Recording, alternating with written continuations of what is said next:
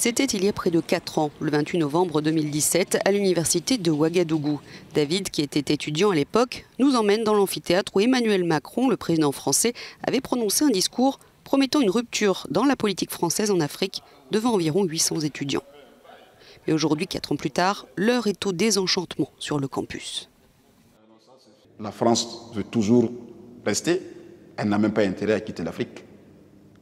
Pas du tout. Elle veut rester. Mais comment rester face à une jeunesse aujourd'hui qui est éveillée, consciente?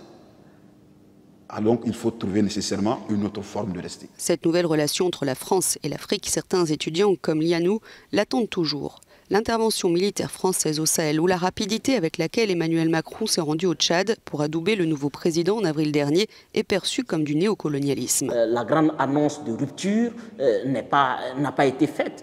D'ailleurs, je pense que la France a d'ailleurs tenté de se désengager militairement pour revenir se dédire et se réengager encore sous prétexte que ce sont les États qui sont demandeurs, alors que l'idée c'était de mettre les États africains face à leurs responsabilités de nations matures qui doivent eux-mêmes assumer leurs problèmes que de les déléguer à d'autres peuples, à d'autres citoyens pour qu'ils les résolvent à leur place.